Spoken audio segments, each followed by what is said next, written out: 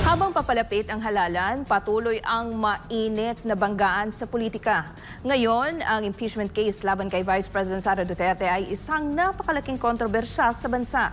Ayon sa isang political analyst, ito ay bahagi ng isang mas malaking plano ng administrasyon upang pigilan ang pagtakbo ng pangalawang Pangulo sa 2028 elections. Narito ang balita ni Jane Codnita.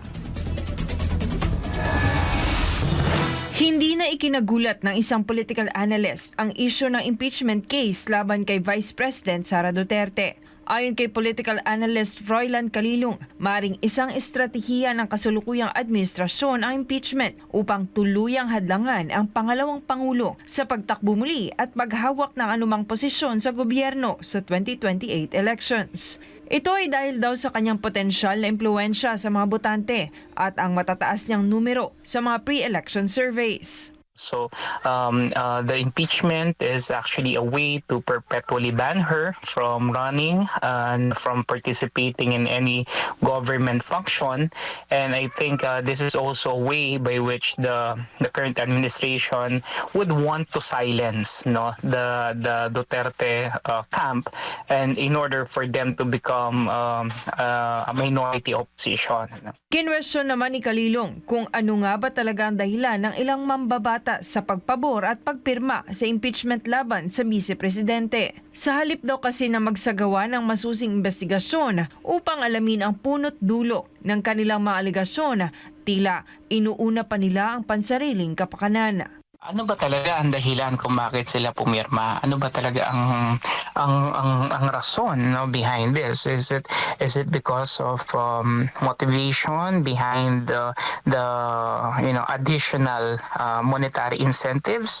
Kung gano'n ang magiging batayan ng kanilang pagpirma, ibig sabihin maliwanag, walang prinsipyo, no? Sinang-ayunan din ni Calilong ang pananaw ng publiko na ang impeachment laban kay VP Sara, pati na rin ang mga kaso laban sa kanyang ama na si dating Pangulong Rodrigo Duterte ay isang panakip butas lamang ng kasalukuyang administrasyon upang mailihis ang atensyon ng taong bayan mula sa mas mahahalagang isyu, gaya ng 2025 BICAM report. Dagdag pa niya, bahagi rin ng political machinery ng Administrasyong Marcos Jr. ang pagbibigay ng mas maraming ayuda sa publiko upang patahimikin sila at pigilan ang anumang pagbatikos laban sa pamahalaan. Tama po yun, and syempre, they would want to really capitalize on whatever resource that they have. This is really a part of their political machinery to begin with, na magbigay talaga ng mas maraming ayuda in order to silence yung ating mga kababayan. And I really don't know up to what extent will this ayuda be helpful doon sa kanilang agenda, because syempre darating din naman yung pagkakataon na yung kamulatan ng ating mga kababayan that in spite of this ayuda na ibinibigay nila, pipili pa rin sila ng naaayon. Samantala, binigyang diin din ni Calilong na tila nagiging kiss of death ang pag-endorso ng kasalukuyang administrasyon sa kanilang mga kandidato sa nalalapit na halalan.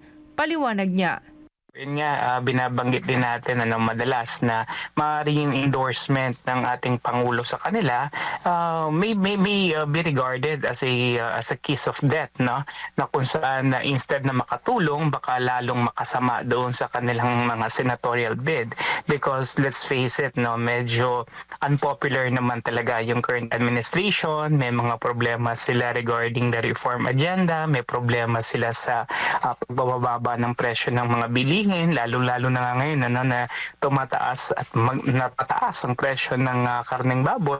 And all of these things actually are gut issues that I think the administration failed to resolve in the past 3 years. ito si Jane Codnita, inyong citizen correspondent, nagulat para sa Diyos at sa Pilipinas nating mahal.